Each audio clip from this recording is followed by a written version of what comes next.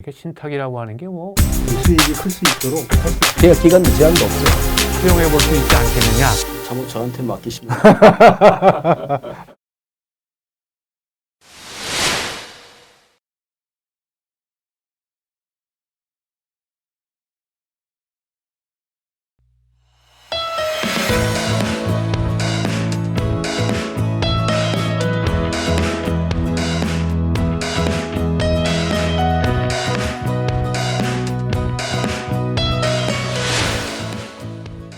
살아있을 때 우리가 할 수 있는 선택, 그 중에 이번 시간에는 신탁이라고 하는 제도를 좀 살펴보도록 하겠습니다.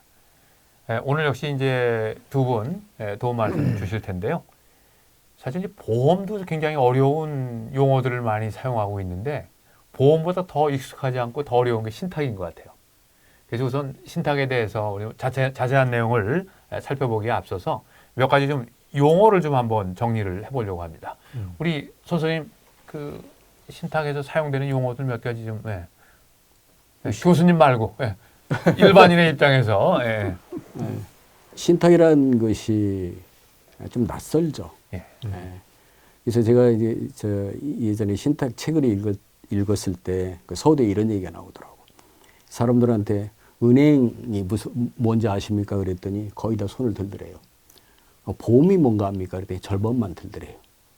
신탁이 뭔 줄 압니까? 그러니까 아무도 손을 안 들더래. 그만큼 어렵네요. 낯설고. 어렵습니다. 근데 의외로 신탁이 우리 가까이 와 있습니다. 제가 오면서 지하철에서 이렇게 신탁, 수탁 자산액이 얼마나 봤더니 1,000조가 넘더라고요. 1,000조가 우리나라 GDP가 거의 뭐 한 모르겠습니다. 한 2,000조 전후 되면 상당한 돈인데 우리나라도 이 수탁 신탁이 상당히 급격하게 늘고 있구나 이런 생각을 했습니다. 신탁이라는 것이 그 자체가 있는 것 같아요. 이게 믿을 신자에다가 그다음에 맡긴다는 탁자거든요. 믿고 맡긴다.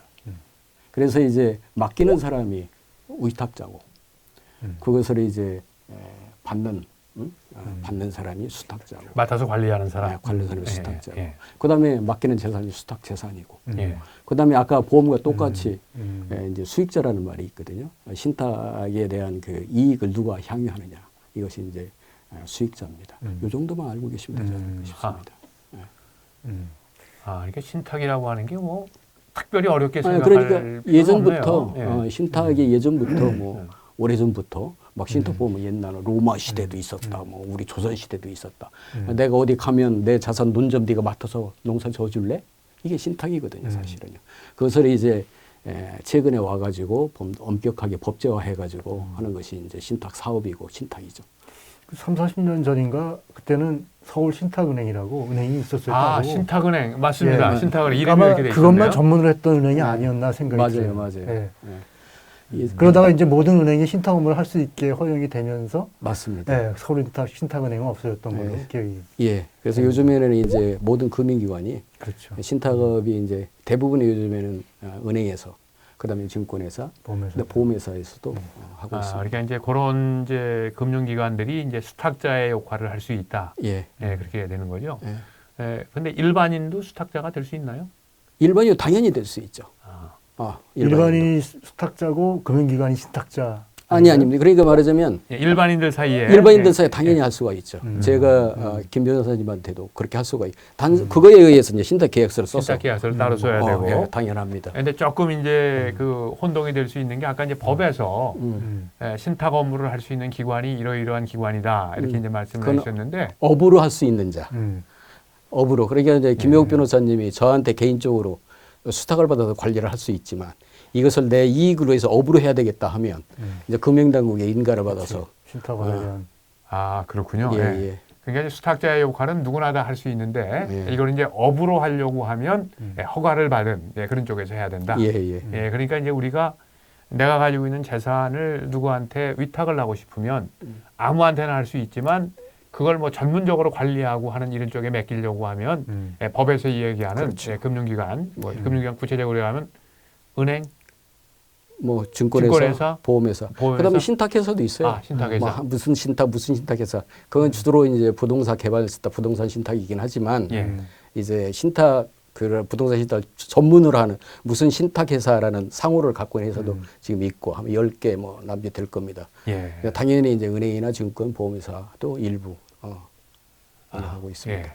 그럼 이제 결국 이제 신탁이라고 하는 게 일종의 계약 관계라고 당연하죠. 예, 봐야 되는 것이죠. 그렇죠. 예, 예. 하나 예를 들어서 좀 이제 뭐 은행에서 이제 누가 뭐 부동산을 가지고 있는데 은행에서 뭐 신탁을 맡겨서 뭐 재산도 관리해주고 뭐 이런 예를 하나 들면 어떻게? 예. 그 예를 들면 이를테면 제가 부동산을 갖고 있어요. 부동산을 갖고 있는데 이 부동산 관리하기가 너무 힘들어.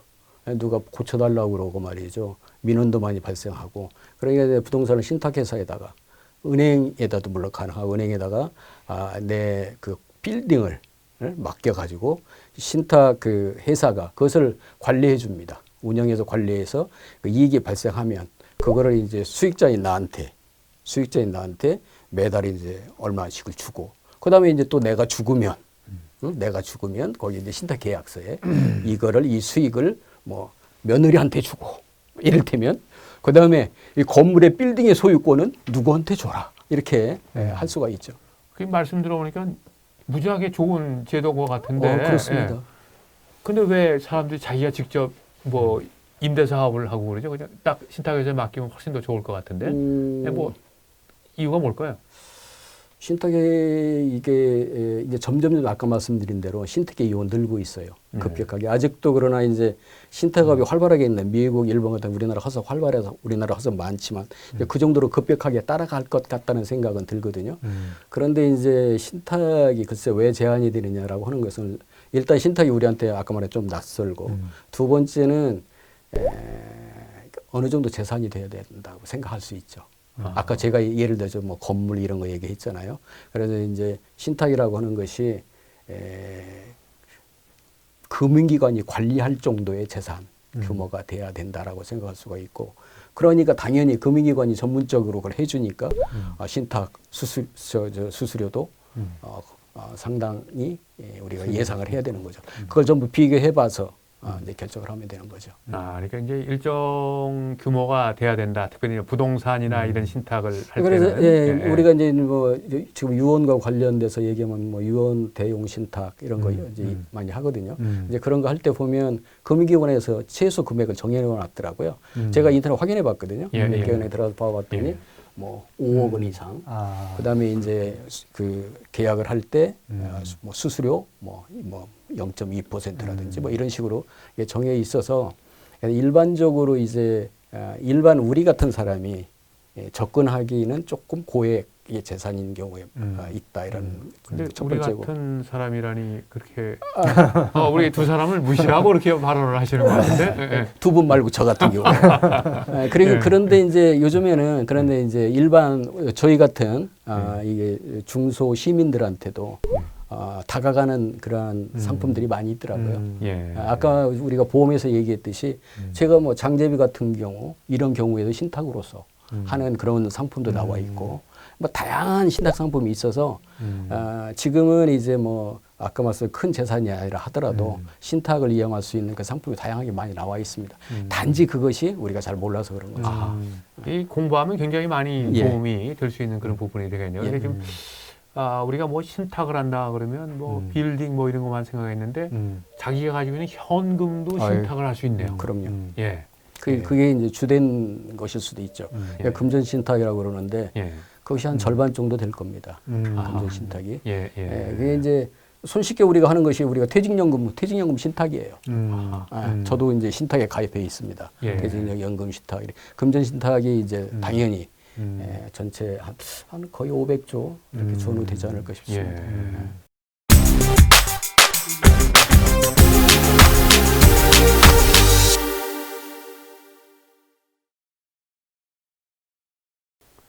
자, 이제 우리가 이제 신탁에 대해서 이제 일반적으로 이제 큰 그림을 이제 그려봤는데요. 지금 이제 이게 상속과 관련해서 어떻게 우리가 좀 구체적으로 활용할 수 있을지 활용 방안을 좀. 요즘에 이제 뭐 상속도 상속 설계라는 말을 씁니다. 그러니까 이제 보험도 예전에 이제 보험 설계사 일이 있거든요. 파이낸셜 플래닝 한다는 거죠. 그러니까 이제 그걸 나름대로 그냥 단순하게 보험 들고 이렇게 하는 게 아니라 전체 내 재산 중에서 포트폴리오를 어떻게 가져갈까? 보험은 몇 퍼센트, 부동산 이런 식의 재무 설계를 하잖아요. 근데 상속도 요즘에는 이제 뭐 상속 설계라 해서 어느 정도 재산이 있으신 분들은 이걸 도대체 내가 살아서는 어떻게 가져가고 어떻게 운영하고 죽어서는 이것을 어떻게 할까라고 하는 것을 어떤 설계를 한다고 그래요. 상속 설계를 하거든요. 상속 설계라는 관점에서 가장 적합한 것이 제가 생각하기에 신탁입니다. 이게 신탁은 살아생전에 효력을 발생할 수 있도록 만들기도 할 뿐만 아니라 예. 사후에도 이게 계약이니까 예. 계약의 내용대로 이제 수탁자가 예. 엄격하게 따라가야 되기 때문에 예. 저도 사실 언젠가 이런 내용을 본 적이 있는 것 같아요. 우리나라 이제 유류분 제도가 있지 않습니까? 유류분 제도는 유언으로 남기게 됐을 때 일정 부분은 반드시 법적으로 상속인에게 이제 가게 돼 있는데 유류분을 피할 수 있는 방법 중에 하나로 신탁이라는 제도를 활용해 볼 수 있지 않겠느냐. 아직 거기에 대해서는 뭐 대법원 판례 같은 건 아직 안 나와 있는 것 같아요. 유류분에 해당되는지 안 되는지 이런 내용들은. 그러나 여러 가지 이제 그런 상속과 관련된 논의들이 굉장히 이제 많이 일어나고 있는 게 아닌가 이제 그런 생각이 드네요. 예, 그렇습니다. 저는 구체적으로 신탁하려고 그러면 어떻게 해야 됩니까? 근데 이를테면 구체적 예를 들어서 한 3억쯤 현금을 가지고 있습니다. 어떻게 해야 되죠? 3억 저한테 맡기시면 좋겠습니다.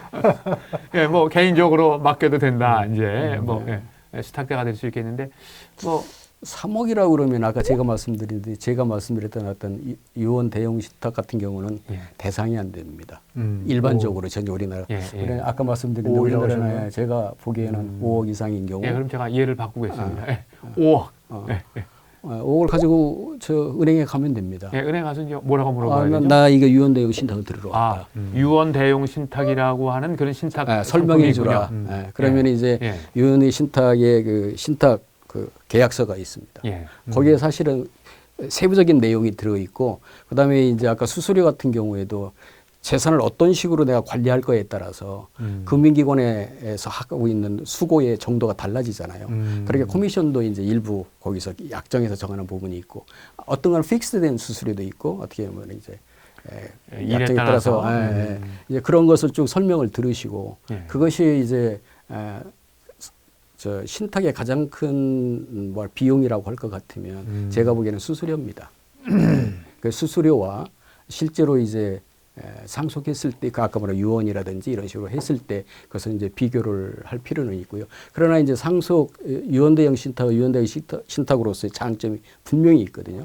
그거는 이제 말씀드린 대로 이게 살아있을 때는 나를 수익자로 본인을 수익자로 해가지고 내가 그거에 대한 이익을 향유하고 그리고 내가 사망을 하면 그거에 대해서 이제 수익자인 상속인한테 그거를 줄 수도 있고 그걸 또 나눠서 줄 수도 있고 그것뿐만 아니라 또 연속적으로 할 수 있습니다. 이게 유언 같은 경우에는 내 자식 아들한테 준다고 그랬는데 이게 여기에서는 뭐냐면 내가 그 수익자가 죽으면 손자 누구한테 줘라. 이렇게 말할 수도 있고 태어나지 않은 사람한테 이렇게 다양하게 그 상속 설계를 할 수 있는 이점이 있는데 가장 큰 문제점은 뭐냐면 일정 금액이 돼야 된다. 수수료. 그리고 그다음에 두 번째 커미션이 하여튼 뭐 부담을 해야 된다라는 점이니까 그 점을 이제 비교해서 선택하시면 되죠. 뭐 특별히 이런 경우가 신탁이 유용하지 않을까 생각하는데 뭐 예를 들면 자녀 중에 하나가 좀 장애를 가지고 있다. 뭐 그게 이제 신탁의 가장 큰 특징 중에 하나입니다. 후견인 제도죠. 그렇죠. 가디언십. 그러니까 이제 신탁의 가장 큰 특징 중에 하나가 뭐냐면 장애뿐만 아니고 아이를 못 믿겠다. 이를테면 그렇죠. 뭐 제가 낭비병이 심해서 낭비병이 심해서 자산을 잘 운영할 것 같지 않다. 그래서 얘가 내가 죽은 다음에 재산을 얼마 후에 탄전할 것 같아. 이런 거라든지 아니면 이제 말씀하신 바와 같이 아이가 이제 약간의 그 장애가 있어서 조금 뭔가 필요하다 했을 때 신탁제도를 이용하면 유용하죠. 그런 경우에도 이제 왜냐하면 신탁은 이 수탁자가 의탁자가 한 그 계약에 따라서 계약 기간에 따라서 계약 기간도 제한도 없어요. 우리나라의 경우에는. 예? 그게 뭐 10년일 수도 있고 20년일, 30년일 수도 있습니다. 그렇기 때문에 그 수익자가 사망하는 동안 또는 그 이후에까지 재산이 그 재산의 소유자인 나의 원하는 방식대로 관리가 되고 거기에 대한 이익을 자식들이나 손자들이 향유할 수 있게 할 수 있는 거죠. 예. 그러니까 유언 대용 이 신탁제도에 대한 어떤 보고서를 제가 잠깐 봤더니 그 신탁회사에 맡기면은 우리 개인이 직접 뭐 상속재산을 관리하는 것보다 이 전문성이 있는 금융기관에서 하기 때문에 이 위탁한 이 수익자들에게 대해서 이 세제라든가 이런 걸 통해서 훨씬 더 뭐랄까 본인한테 돌아갈 수 있는 그 수익이 클 수 있도록 할 수 있는 세제 혜택이 필요하다. 그런 것들을 다 고려해서 하기 때문에 굉장히 이 앞으로 더 개발 발전할 수 있는 그런 제도라고 이런 식으로 이제 쓴 걸 봤어요. 맞아요. 이제 그런 것이 이제 뭐 세제 혜택, 더 많은 세제 혜택이 필요하다. 보험금도 상속재산에 포함이 되거든요. 그러니까 그리고 신탁자산도 사망했을 때 기본적으로 상속재산에 포함이 돼서 상속세가 계산이 되는데 이제 그거에 대한 우리 신탁제도가 신탁이 많이 발전하긴 했지만 아직도 충분히 발전하지 못한 거는 어떤 세제 같은 데 더 많은 혜택을 줄 필요가 있다라는 보고서들이 계속 나오죠. 예, 뭐 제도상으로 아직 뒷받침이 완벽하게 되지 않는 그런 이제 그런 상품이다 신탁이. 예, 이거 뭐 말씀 들어보니까 이 신탁 재산이 뭐 보험도 그렇지만 우리의 이제 상속 설계하는데 굉장히 중요하고 큰 역할을 할 수 있는 부분인 것 같은데요. 오늘 우리가 다 다룰 수가 없기 때문에 오늘 이렇게 큰 그림만 그려보고 다음에 좀 구체적으로 우리 몇 회를 더 이렇게 할애를 해서 이 내용을 다뤄볼 수 있도록 하겠습니다.